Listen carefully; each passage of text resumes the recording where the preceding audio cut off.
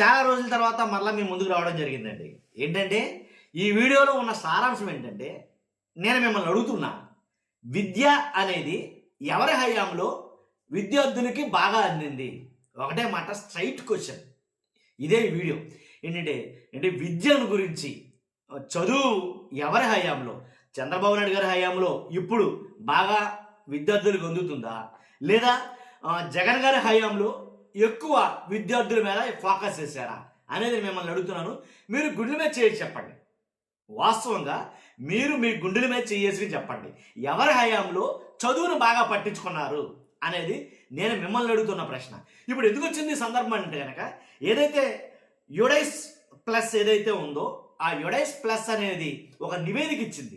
ఆ నివేదికలో మొత్తం తారుమారయ్యాయి. నిజంగా ఆ యుడైస్ ప్లస్ నివేదిక ఇచ్చింది నేను చెప్పడమో, వైఎస్ఆర్సీపీ వాళ్ళు చెప్పడమో, లేదా వేరే వాళ్ళు చెప్పడమో కాదు. మనం మాట్లాడబోయేది యుడైస్ ప్లస్ నివేదిక ప్రకారంగా మనం మాట్లాడుతున్నాం, పార్టీలకు అతీతంగా. కాబట్టి ఫస్ట్ ఇది లైక్ చేయండి. అసలు ఈ అంచనాలు చూస్తే మీకే, ఆ తలకిందులైన అంచనాలు చూస్తే మీరు ఆశ్చర్యపోతారు. ఎవరి హయాంలో విద్య అనేది బాగా నడిచింది, చదువు మీద ఎవరు ఎక్కువ కాన్సన్ట్రేట్ చేశారు, ఏ పార్టీ ఎక్కువ కాన్సన్ట్రేట్ చేసింది అనేది మీకు అర్థమైపోద్ది. ఫస్ట్ అయితే లైక్ చేసి చెప్తాను. ఎక్కువ మందికి చేరాల్సిన వాస్తవం కాబట్టి మీ బాధ్యతగా లైక్ చేయండి. కొత్తగా మన ఛానల్ చూస్తే పక్కాగా సబ్స్క్రైబ్ చేయండి. మీ అమూల్యమైన అభిప్రాయాన్ని కామెంట్ రూపంలో తెలియజేయండి. ఏంటంటే కనుక, ఈ యుడైస్ ప్లస్ నివేదిక ఇచ్చిన సారాంశం ఏంటంటే, నేను చదువుతాను మీకు. నేను మీకు వివరిస్తాను.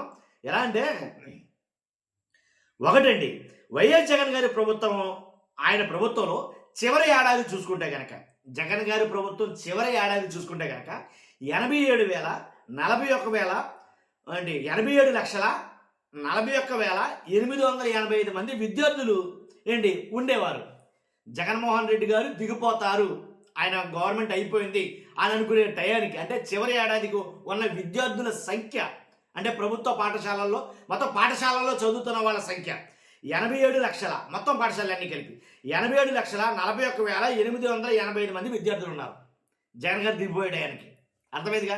ఈ లెక్క క్లియర్ కదా ఇక్కడికి. తర్వాత చంద్రబాబు నాయుడు గారి హయాంలో, అంటే ప్రస్తుత విద్యా సంవత్సరంలో చూసుకుంటే కనుక, ఈ విద్యా సంవత్సరంలో చూసుకుంటే కనుక ఆ సంఖ్య 69,42,009కి పడిపోయినటువంటి వైనం. అర్థమైంది కదా మీకు?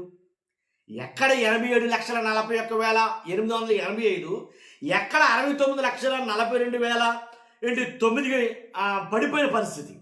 ఇది నేనో మీరో ఎవరో చెప్తే కట్టుకథలో, కాకమ్మ కథలో కాదు. వాస్తవాలు ఏంటంటే యుడైస్ ప్లస్ నివేదిక ఇది, ఆ నివేదిక ప్రకారంగా. కాబట్టి అంటే 2023-24లో ప్రభుత్వ పాఠశాలల్లో 41,75,600 మంది ఉన్నారు.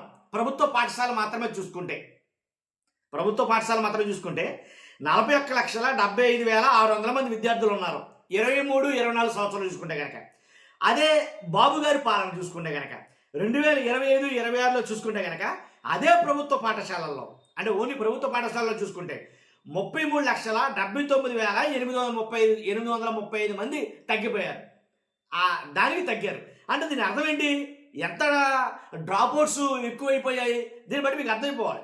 ఒక్క ప్రభుత్వ పాఠశాలలోనే 7,95,765 మంది విద్యార్థులు తగ్గిపోయారు. అర్థమైంది కదా మీకు? ఒక ప్రభుత్వ పాఠశాలలోనే 7,95,765 మంది విద్యార్థులు తగ్గిపోయారు. ఇదే పరిస్థితి విద్యార్థుల పట్ల, విద్యా వ్యవస్థ పట్ల జరుగుతున్న పరిస్థితి ఇది. ఓ పక్కన మన నారా లోకేష్ గారు చూసుకుంటే కనుక, నాడు నేడు అనేది జగన్ గారు చేసినటువంటి అభివృద్ధి అయినప్పటికీ దాన్ని తప్పుపడుతూ చాలా వ్యాఖ్యలు అయితే చాలా సందర్భాల్లో నారా లోకేష్ గారు చేస్తూ వచ్చారు. జగన్ గారి హయాంలో విద్యకి ఖర్చు పెట్టినటువంటి ఖర్చు ఎంతో మీకు తెలుసు. ఆయన తీసుకొచ్చిన సంస్కరణలు ఏంటో మీకు తీసుకోవచ్చు. ఇప్పుడు ప్రభుత్వ హయాంలో తీసుకొచ్చిన సంస్కరణలు ఏంటో మీకు తెలుసు. కానీ ఎవరు మంచి చేశారు, ఎవరు చెడు చేస్తున్నారు, ఎవరు మంచి చేస్తారో ఎవరు చెడు చేశారు అనేది మీకు క్లియర్ కట్గా అర్థమైపోయి ఉంటుంది. కాబట్టి నేను చెప్పాలనుకుంది ఏంటంటే, జగన్ హయాంలో బైజూస్ కావచ్చు, ఇలాగ పెద్ద పెద్ద ఉన్నత ప్రమాణాలకు వెళ్ళినటువంటి విద్యా ప్రమాణాలు తీసుకొచ్చినటువంటి సందర్భం ఉంది. అంటే వాస్తవానికి ఇంతకు ముందు ప్రభుత్వాలు అయితే కనుక, జగన్ గారి కన్నా ముందుండే ప్రభుత్వాలు అయితే కనుక విద్య మీద కానీ, విద్యార్థుల మీద కానీ పెద్దగా ఎప్పుడు కూడా ఖర్చు పెట్టిన పాపాన పోలా. ఎందుకని అంటారేమో, వాళ్ళకి ఓటు హక్కులు ఉండేది కాదు. విద్యార్థులకి ఓటు హక్కు లేదు, చిన్నపిల్లలకి కానీ. కాబట్టి వాళ్ళకి ఓటు హక్కు లేదు కాబట్టి వాళ్ళని పెద్దగా పట్టించుకునేవారు కాదేమో అని నాకు అనిపించేది.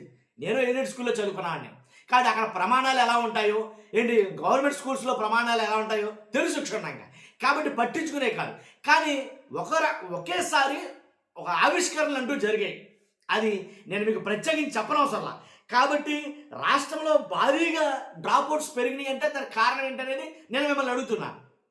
రాష్ట్రంలో ఇంత భారీ ఎత్తుగా డ్రాప్అవుట్స్ పెరగడానికి కారణం ఏంటి ఏదైతే తల్లికి వందనం, అమ్మఒడి ఏదైతే విరివిగా ఇవ్వడం, వాళ్ళలో డ్రాప్అవుట్స్ని పెంచడానికి ముఖ్య ఉద్దేశమే పథకం అని చెప్పేసి జగన్మోహన్ రెడ్డి గారు తీసుకురావడం.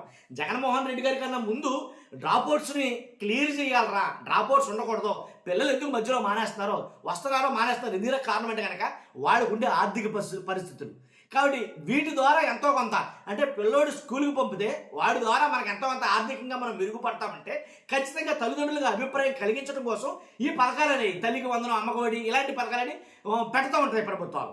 కాబట్టి అలాంటి ఒక పథకాన్ని తీసుకొచ్చిన వాడు జగన్మోహన్ రెడ్డి గారు, దాంట్లో ఎలాంటి డౌట్ లేదు.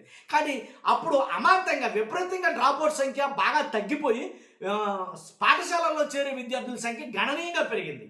ఈ లెక్కలతో సహా ఉన్నాయి, దాంట్లో ఎలాంటి డౌట్ లేదు. కాబట్టి అంటే ఉండి కొనిది రాను రాను ఏమవుతుందంటే కనుక ఆటోమేటిక్గా ఎన్రోల్మెంట్లో దిగజారిపోతున్నాయి బళ్ళు, దాంట్లో ఎలాంటి డౌట్ లేదు. ఇప్పుడు ఈ సంఖ్య బట్టి చూస్తే కనుక యుడైస్ ప్లస్ నివేదిక ప్రకారం చూస్తే కనుక ఎన్రోల్మెంట్లో తీవ్రంగా దిగజారిపోయాయి బళ్ళు. కాబట్టి ఎన్రోల్మెంట్ని పెంచుకోకపోతే కనుక విద్యా వ్యవస్థ నాశనం అయిపోతుంది. నేను ఒకటి చెప్తానండి, చదువు అన్నింటికీ మూలం. మన బ్రతుకులు మారాలంటే చదివే, దాంట్లో ఎలాంటి డౌట్ లేదు. చదువు ఉంటేనే మన బ్రతుకులు మారతాయి. అలాంటి చదువుని నిర్వీర్యం చేయొద్దు. పార్టీలకు అతీతంగా దీని మీద శ్రద్ధ పెట్టాలని నా అభిప్రాయం. మీ అభిప్రాయం ఏంటో ఖచ్చితంగా కామెంట్ రూపంలో తెలియజేయండి. ఫస్ట్ అయితే లైక్ చేయండి, మీ అమూల్యమైన అభిప్రాయాన్ని కామెంట్ రూపంలో తెలియజేయండి. Thank you very much.